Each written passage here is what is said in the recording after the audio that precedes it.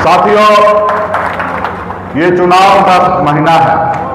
1 महीने के अंदर में ही राज्य में आचार संहिता लग जाएगा। अब मुझे लगता है कि साल का आखिरी कार्यक्रम आज है।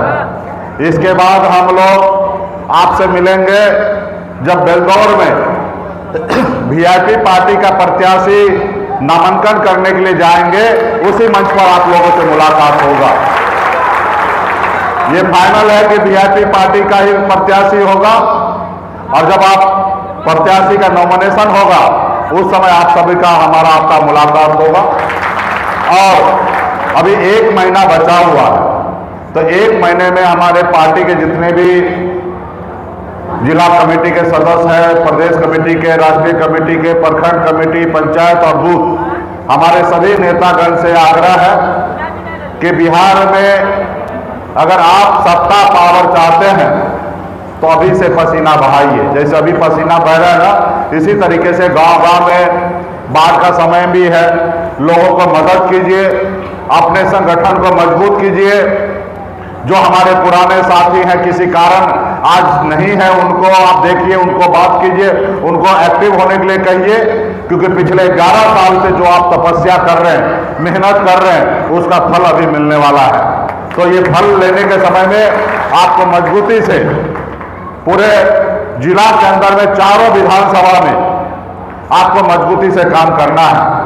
ऐसे तो हमको चारों विधानसभा वीआईपी को मिल जाए तो बहुत ही सुंदर होगा, लेकिन गठबंधन की राजनीति है, तो एक तो बेलदौर फाइनल हो चुका है, और परबत्ता पे भी बात चल रहा है, वो भी शायद हो सकता है वीआईपी का हो जाए। तो और रहा वीआईपी का हो या आरजेडी का हो या कांग्रेस का हो, आपका और हमारा लक्ष्य 243 सीट पर है।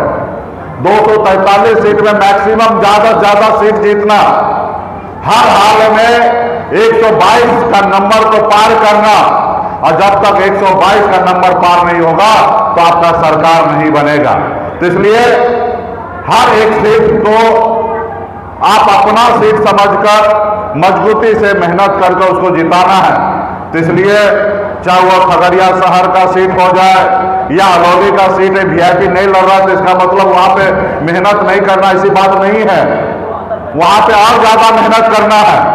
अरे जब वीआईपी पार्टी का बाराती होगा, दूल्हा होगा, तो सब लोग तो काम करवे करेंगे, और जहां पे वीआईपी का दूल्हा नहीं होगा तो शायद वहां पे थोड़ा सा ज्यादा टफ होगा, तो वहां पे सबसे ज्यादा मेहनत करना पड़ेगा। जहां वीआईपी पार्टी का प्रत्याशी हुआ वहां पे जो 11 साल से खून पसीना बहा रहे हैं वो थोड़े मेहनत करने में पीछे हटेंगे, लेकिन जहां पे वीआईपी पार्टी का प्रत्याशी नहीं होगा, महागठबंधन का प्रत्याशी होगा, वहां पे ज्यादा मेहनत करना है।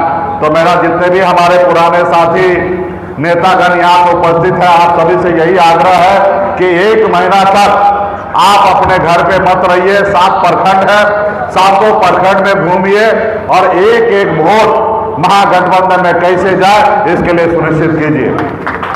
तो इसके लिए पार्टी के लिए हमने कह दिया है। अभी हमारे साथी ने कहा स्कूल का व्यवस्था या स्वास्थ्य व्यवस्था अच्छा नहीं है, ये बात सही है।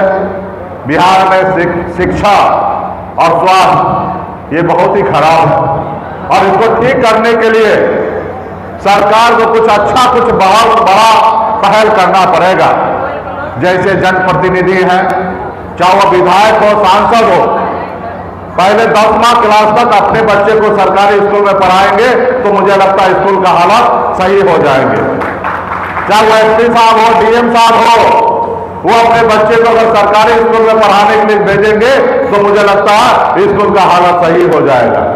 उसी तरीके से जितने भी सरकारी नौकरी में काम करने वाला, जितने भी जनप्रतिनिधि, चाहे मुखिया वार्ड हो या सांसद विधायक हो, जब अपने परिवार का अपना इलाज सरकारी हॉस्पिटल में करने लगेंगे तो मुझे लगता है कि सरकारी हॉस्पिटल भी सही हो जाएगा। तो आने वाला समय में हम लोगों का मुख्य लड़ाई यही है कि आपको अपना अधिकार मिले। सरकार का मतलब होता है आपके दुख सुख में खड़ा रहना, और खास करके गरीब को क्या चाहिए? अच्छे एजुकेशन चाहिए, ताकि उसका बच्चा पढ़ लिख कर बड़ा आदमी बन सके। गरीब को क्या चाहिए? गरीब को इलाज चाहिए, अगर उसको बीमार पड़े तो उसको सरकारी खर्चे पे अच्छे से इलाज हो जाए। पैसे वाले के पास तो बहुत ऑप्शन है, बंबई दिल्ली जाके इलाज कराएंगे। पैसे वाले के पास बहुत ऑप्शन है कि अपने बच्चे को लंदन भेजकर पढ़ाएंगे। लेकिन गरीब के लिए क्या है? गरीब के लिए सरकारी स्कूल और सरकारी हॉस्पिटल ही है। तो इसलिए हम लोग आने वाले समय में, हम खुद एक गरीब का बेटा है, पिताजी मछली मारते थे, ऐसे घर में जन्म लिया। हमने गरीबी नजदीक से देखा है। लोग कहते हैं अपने दिल से जाना हुआ है दिल का हाल। मैंने गरीबी देखा है और मुझे पता है कि हमको जब मौका मिलेगा तो हमको पहला काम क्या करना पड़ेगा। तो इसलिए साथियों, मजबूती से बिहार में खास करके गरीब पिछड़ा के अधिकार के लिए हम लोग लड़ाई लड़ने वाले हैं। आज हमको सिर्फ पावर में रहना, पैसा कमाना रहता तो आज मैं मुंबई में रहता, बिहार नहीं आता। अगर मुझे सिर्फ पावर में रहना होता तो मोदी जी और अमित शाह जी का जयकारा करता, आज मैं भारत सरकार में मंत्री रहता। लेकिन नहीं, हम उस कुर्सी पर बैठेंगे जिस कुर्सी पर बदलाव ला सकते हैं। अगर बदलाव नहीं ला सकते हैं तो ऐसे कुर्सी को लात मार देंगे। जो कुर्सी से बदलाव नहीं आ सकता, ऐसे कुर्सी पर सन्ना फल्ला नहीं बैठेगा। तो इसके लिए तमाम हमारे पार्टी के कार्यकर्ता, आप जान रहे 11 सालों से किस तरीके से हम लोग मेहनत कर रहे हैं, किस तरीके से आपका दुश्मन जो है कैसे आपको कमजोर करने में लगा हुआ है। तो इसके लिए आपको मजबूती से लड़ाई लड़ना है। आज देखिए, बाबा साहब भीमराव अम्बेडकर ने जो आपको वोट गिराने का ताकत दिया, आज वो वोट का ताकत जो है ये भाजपा वाला छीनने का कोशिश कर रहा है। पहले ये देश गुलाम था, अंग्रेज का शासन था। आपके पूर्वज, हमारे पूर्वज ने 250 साल तक लड़ाई लड़ा, तब जाके देश आजाद हुआ। और आजादी के बाद इस देश में एक लोकतंत्र आया। बाबा साहब भीमराव अम्बेडकर ने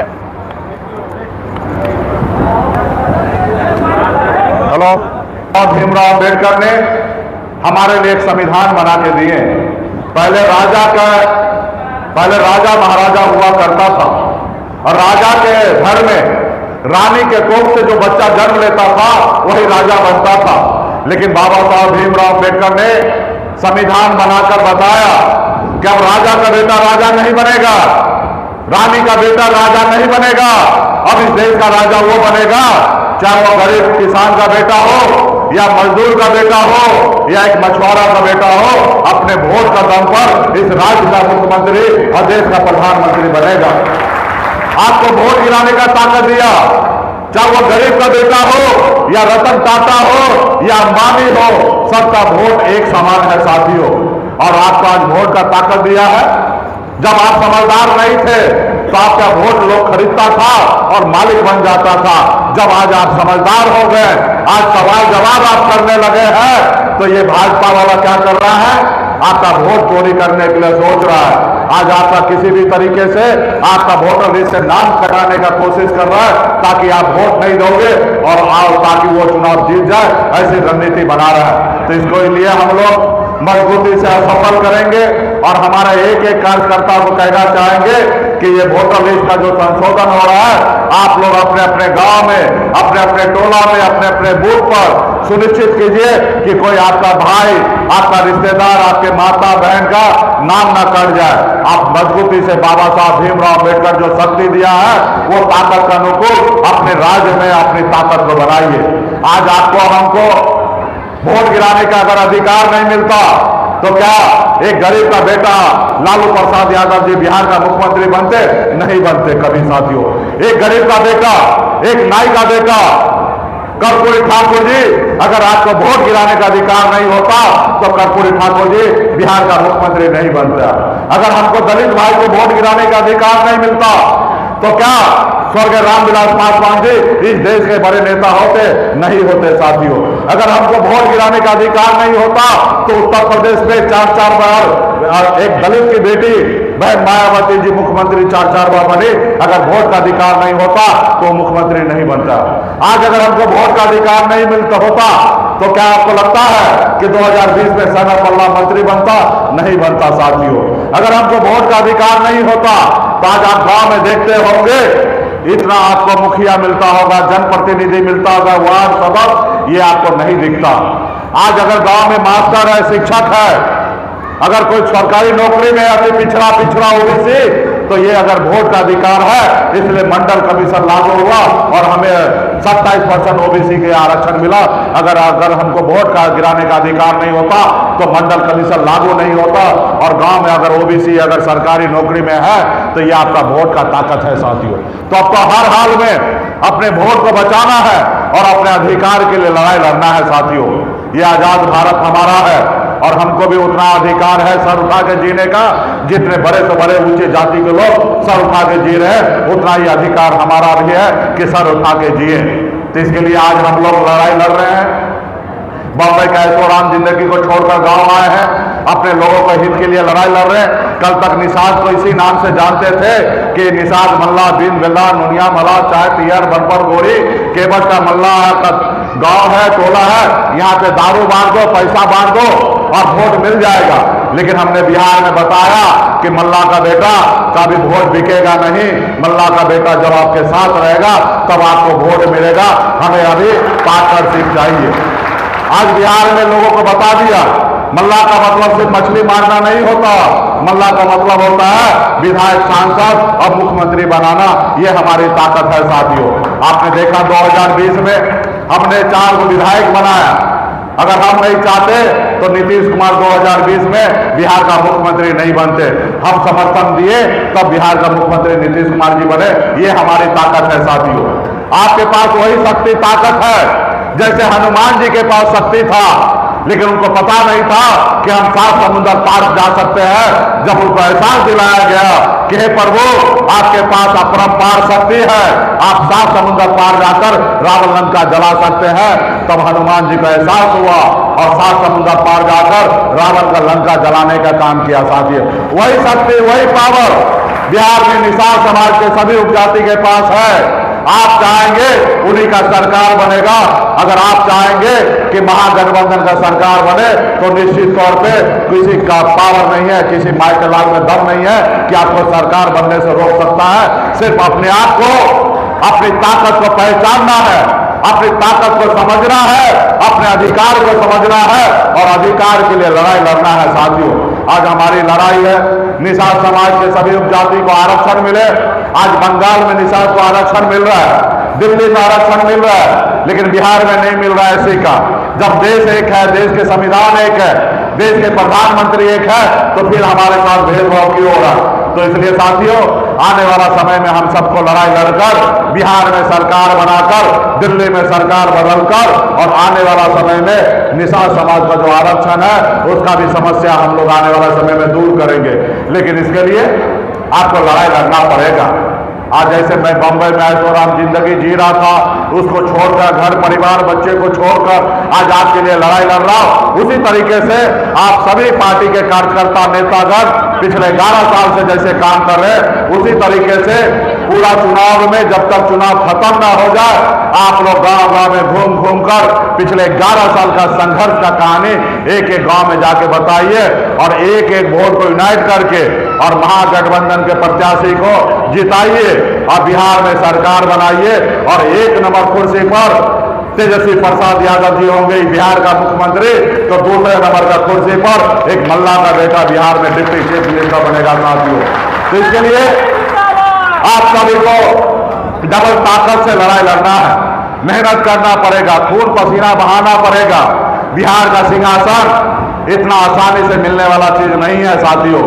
अगर मिलना रहता तो आजादी के 77 साल हो गया, आपको पहले मिल गया होता, लेकिन ये इतना आसानी नहीं है। बिहार का 12 करोड़ के भविष्य के बारे में आपको सोचने का मौका यूं ही नहीं मिलेगा। उसके लिए संघर्ष चाहिए साथियों, संघर्ष चाहिए। और जिस तरीके से पिछले 11 सालों से आप लोगों ने, हम लोगों ने मिलकर संघर्ष किया, बिहार नहीं पूरे देश में हमने अपनी पहचान बनाया, उसी तरीके से इस राज्य में अभी मौका मिला है 2025 में अपनी सरकार बनाइए और निश्चित तौर पे आपका आने वाला समय जो होगा वो कल आपका बेहतर होगा। क्योंकि हम लोग लालू प्रसाद यादव जी का विचारधारा वाले लोग हैं। लालू जी का विचार है यही है, जो जमीन पर बैठा है उसको उठाओ और कुर्सी पर बैठाने का काम करो, गरीब को न्याय दो, ये हम लोगों का विचार है। जब आदरणीय लालू प्रसाद यादव जी आए शिक्षा चौपट था तो वहां पे चरवाहा विद्यालय खोलकर एक भैंस चराने वाला, गाय चराने वाला, बकरी चराने वाला, मछली मारने वाला को भी जब मौका मिलता था, जहां मौका मिलता था वहां पढ़ लिखकर कम से कम नाम, पता, गांव लिखना उनको आने लगा। साथियों, ये लालू जी का विचार है। इसलिए आने वाला समय में हम लोग का सरकार बनेगा तो निश्चित तौर पे आप लोगों को बहुत विशेष ध्यान दिया जाएगा। तो हमारे जितने भी पार्टी के नेतागण हैं, जिला अध्यक्ष है, जिला के पदाधिकारी है, प्रदेश पदाधिकारी है, जिला प्रभारी नवीन जी है, मुखिया जी है, आप सभी को बहुत बहुत धन्यवाद देता हूं कि आप लोगों ने अच्छा कार्यक्रम किया है। लेकिन अभी बैठना नहीं है, हमारे मंच पर बड़े बड़े चेहरा नजर आ रहे हैं, मंत्री जी भी नजर आ रहे हैं। सभी लोगों को गांव में निकलना है और एक महीना में हर प्रखंड में 2-3 गाड़ी का व्यवस्था कीजिए और हर प्रखंड में घूमिए। आपके पास संसाधन है, आप काम कीजिए, नहीं है तो हमको कहिए, हम गाड़ी घोड़ा मुहैया कराते हैं। अब पूरा एक गांव और बिहार में सरकार बनाने के लिए गिरे, इसके लिए गांव गांव में जाके अपनी कहानी बताइए। और बहुत धन्यवाद देता हूं कि आप लोग आज कार्यक्रम किए हैं और बेलदौर का निमंत्रण तो दे ही दिए हैं। तो बेलदौर में फाइनल है, वीआईपी पार्टी का प्रत्याशी होगा और जब प्रत्याशी का नॉमिनेशन होगा उसमें हम लोग आएंगे। अब बाकी पे भी हम लगे हैं, हमारा तो इच्छा है चारों सीट वीआईपी का मिल जाए, लेकिन ऐसा नहीं होगा। तो हम सब मिलकर चारों सीट कैसे जीतना है उस पर हम लोग ध्यान देंगे और पार्टी मजबूत आपके बीच के लोगों को आने वाला समय में मौका देंगे। जो चुनाव जीत सके उसके ऊपर हम लोग नजर बना के रखे हैं और बहुत जल्दी सर्वे का काम चल रहा है। सर्वे के बाद रिपोर्ट आ जाएगा, उसके बाद प्रत्याशी का नाम आप लोगों के बीच में हम लोग घोषणा करेंगे। तो बहुत बहुत धन्यवाद जितने भी नेतागण हैं, माता बहन है, आपसे विशेष आग्रह है कि अगर इस संसार में अगर आपके पास जो समस्या है, तकलीफ है, अगर उससे दूर अगर जाना चाहते हैं तो आपके पास मात्र एक विकल्प है कि आप एक रोटी कम खाइए लेकिन अपने बच्चे को पढ़ाइए, लिखाइए, काबिल बनाइए। जब तक समाज शिक्षित नहीं होगा तब तक समाज आगे नहीं बढ़ेगा। इसलिए सभी जाति, सभी धर्म के लोगों से आग्रह है कि अपने अपने बच्चे को पढ़ाइए, लिखाइए, काबिल बनाइए।